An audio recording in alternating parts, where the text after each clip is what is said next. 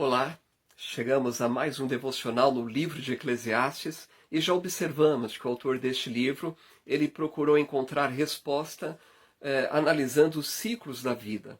Mas, no entanto, ele chega à conclusão que tudo é vaidade. Afinal de contas, nesta análise que ele faz, Deus não estava presente no ciclo. Agora, ele passa a observar a situação da sabedoria, da inteligência, do intelecto humano. Ele pensa, talvez adquirindo mais inteligência, mais sabedoria no conceito humano, eu vou obter a resposta para os dilemas da vida.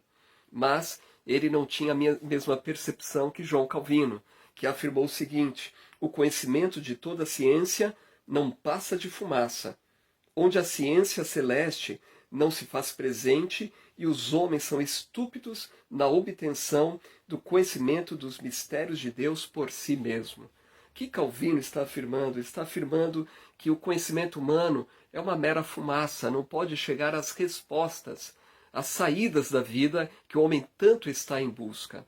E aí ele precisa realmente da orientação divina para ter esta sabedoria. Mas, no entanto, o autor, a partir aqui do versículo 13, ele começa a aplicar o coração para esquadrinhar e se informar com sabedoria de tudo quanto sucede debaixo do céu. E ele chama essa enfadonha ocupação que Deus deu ao homem. E olha o que diz o versículo de número 16. Falei eu com o meu coração dizendo, eis que eu me engrandeci e sobrepujei em sabedoria a todos os que ouves antes de mim em Jerusalém. E o meu coração contemplou abundantemente a sabedoria e o conhecimento. Apliquei o meu coração a conhecer a sabedoria, a conhecer os desvarios e as loucuras, e vim saber que também isto era aflição de espírito, porque na muita sabedoria há muito enfado, e o que aumenta em conhecimento, aumenta em dor.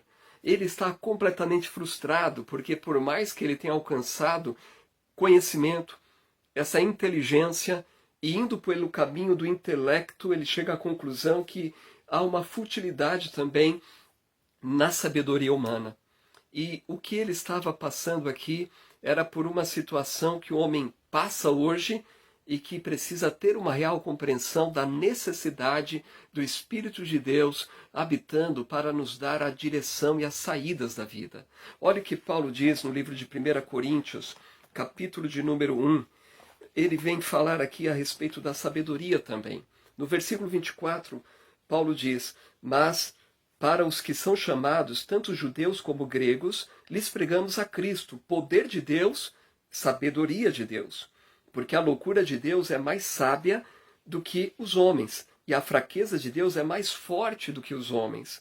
Porque bem vedes, irmãos, a vossa vocação, que não são muitos os sábios segundo a carne, nem muitos os poderosos, nem muitos os nobres que são chamados. Mas Deus escolheu as coisas loucas deste mundo para confundir as sábias, e Deus escolheu as coisas fracas deste mundo para confundir as fortes.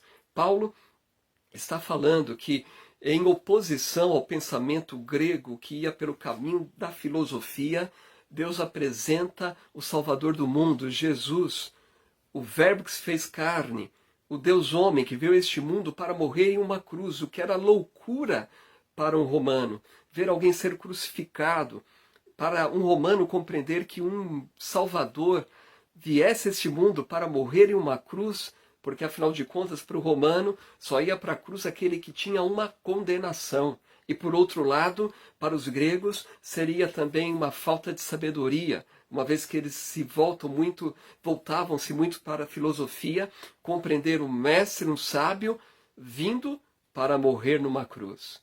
Mas, no entanto, Paulo diz que Deus escolheu as coisas loucas do mundo. Diz que não são muitos os sábios que são chamados. E isso é uma grande realidade. Mas, por um lado, nós podemos descobrir que aqueles que nascem de novo, são selados com o Espírito Santo, passam a ter a verdadeira sabedoria que vem do alto.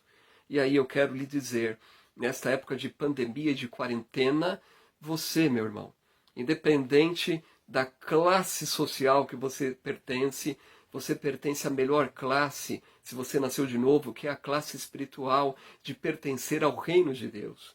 E esse Senhor lhes dá o Espírito Santo para que você, com a sabedoria de Deus, confunda a sabedoria deste mundo.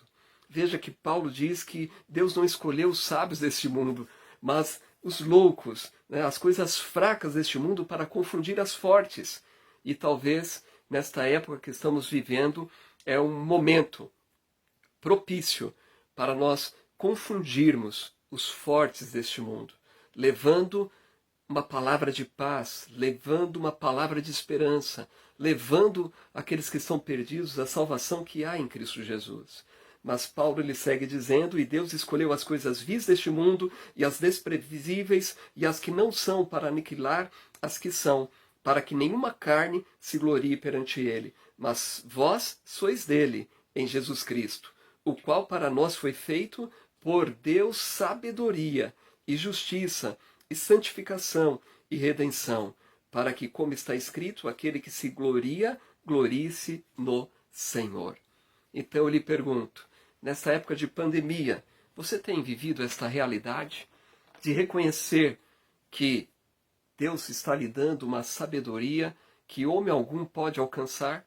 Volto a dizer, é propósito do Senhor que sejamos sábios, que adquiramos conhecimento a cada dia, mas principalmente, se nós não formos guiados pela palavra de Deus, como seremos bênção?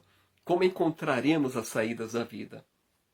O autor hoje, nesse devocional, nesse ponto, ele avalia agora, ele busca o conhecimento intelectual, a sabedoria humana para encontrar as respostas, as saídas da vida. E ele chega à conclusão que a sabedoria humana é futilidade.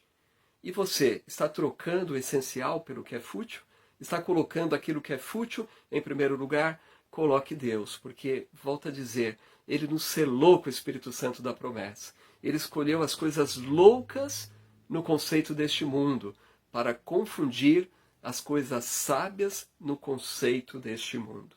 Então que nesta época, nesta quarentena, você permita-se ser usado pelo Senhor para ser uma bênção, para conduzir a salvação àqueles que estão perdidos, para levar uma palavra de esperança, um versículo, orar por alguém que está aflito e angustiado, e após aquela pessoa sentir aquela paz que vem do Senhor, certamente ela vai se sentir confusa, mas será uma confusão que a princípio vai resultar em bênção, de maneira que ela vai poder descobrir a verdade, que Jesus é o caminho, a verdade e a vida. Sejamos sábios, foquemos no Senhor e, de fato, nós vamos compreender realmente que o Senhor reina. Oremos. Pai, mais uma vez, louvamos e exaltamos o seu nome. Muito obrigado pelo teu Espírito que habita em nós. Nos ajude, Senhor, a ser sábio conforme o conceito da tua palavra, e não de acordo com o conceito deste mundo apenas, para que venhamos a confundir os sábios deste mundo e conduzi-los à real salvação, à real esperança que há em Cristo Jesus. Nos ajude a apontar a real saída da vida, para os dilemas da vida que se encontram em Cristo Jesus. Nós oramos em nome de Jesus. Amém. Que Deus te abençoe e um excelente dia.